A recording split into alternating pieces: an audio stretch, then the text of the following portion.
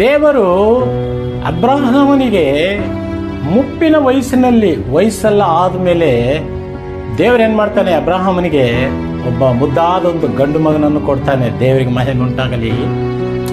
ದೇವರು ಆ ಮಗನನ್ನು ಅಬ್ರಹಾಮನಿಗೆ ಕೊಟ್ಟಾಗ ದೇವರೇನು ಮಾಡ್ತಾನೆ, ಅಬ್ರಹಾಮನಿಗೆ ಪರೀಕ್ಷೆ ಮಾಡ್ತಾನೆ.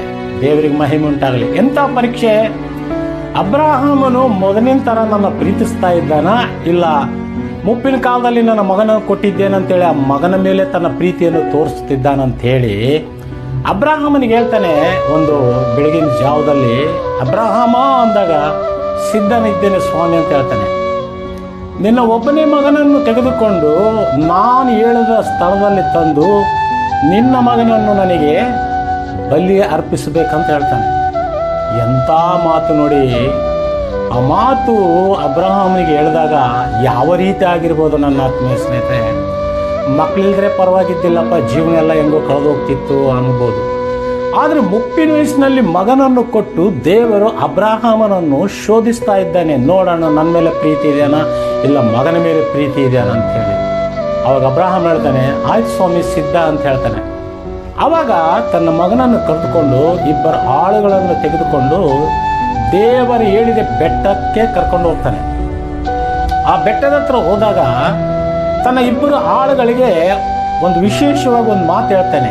ಏನು ಹೇಳ್ತಾನೆ ಅಂದರೆ, ನೀವು ಇಲ್ಲೇ ಈ ಬೆಟ್ಟದ ಕೆಳಗೆ ನೀವು ಇಲ್ಲೇ ಇರಿ, ನಾನು ನನ್ನ ಮಗ ಬೆಟ್ಟದ ಮೇಲೆ ಹೋಗಿ ದೇವರನ್ನು ಆರಾಧನೆ ಮಾಡಿ ಬರುತ್ತೇವೆ ಅಂತ ಹೇಳ್ತಾನೆ. ಎಂಥ ವಿಶ್ವಾಸ ನೋಡಿ ಅಬ್ರಹಾಮನಿಗೆ! ದೇವರೇನು ಹೇಳಿದ್ದಾನೆ, ನಿನ್ನೊಬ್ಬನೇ ಮಗನನ್ನು ತಂದು ನನಗೆ ಬಲಿ ಕೊಡ್ಬೇಕಂತೇಳಿ ದೇವರು ಹೇಳಿದ್ದಾನೆ. ಆದರೆ ಅಬ್ರಹಾಮನ ಏನು ಹೇಳ್ತಾ ಇದ್ದಾನೆ ಅಂದರೆ, ಆ ಆಳುಗಳಿಗೆ, ನಾನು ನನ್ನ ಮಗ ಬೆಟ್ಟದ ಮೇಲೆ ಹೋಗಿ ದೇವರನ್ನು ಆರಾಧನೆ ಮಾಡಿಕೊಂಡು ಮತ್ತೆ ತಿರುಗಿ ಬರ್ತೀವಿ ಅಂತ ಹೇಳ್ತಾನೆ. ದೇವರಿಗೆ ಮಹಿಮೆ ಉಂಟಾಗಲಿ. ವಿಶ್ವಾಸ ಅಂದರೆ ಇದು. Praise the lord. ನಾನು ದೇವರ ಮೇಲೆ ವಿಶ್ವಾಸ ಇದೆ, ನಂಬಿಕೆ ಇದೆ ಎಂಬುದಲ್ಲ. ನಂಬಿಕೆನೇ ಬೇರೆ, ವಿಶ್ವಾಸನೂ ಬೇರೆ. ಅಂಥ ಸ್ಥಿತಿಯಲ್ಲಿ ಏನು ಮಾಡ್ತಾನೆ ದೇವರು, ಅಬ್ರಹಾಮನನ್ನು ಪರೀಕ್ಷೆ ಮಾಡಿದಾಗ ಆ ಬೆಟ್ಟದ ಮೇಲೆ ಹೋಗಿ ಆ ಮಗನನ್ನು ಬಲಿ ಕೊಡಲಿಕ್ಕೆ ಹೋದಾಗ ಕೈಯಲ್ಲಿ ಖಡ್ಗ ತಗೊಂಡು ಇನ್ನು ಬಲಿ ಕೊಡ್ಬೇಕನ್ನೋದ್ರಲ್ಲಿ ದೇವರು, ಅಬ್ರಹಾಮ ನೀನು ನನ್ನನ್ನು ನನ್ನ ಮೇಲೆ ವಿಶ್ವಾಸ ಇದೆ ಅಂತೇಳಿ ನಾನಿನ್ನು ಪರೀಕ್ಷೆ ಮಾಡಿದೆ ಅಂತ ಹೇಳ್ತಾನೆ. Praise the lord.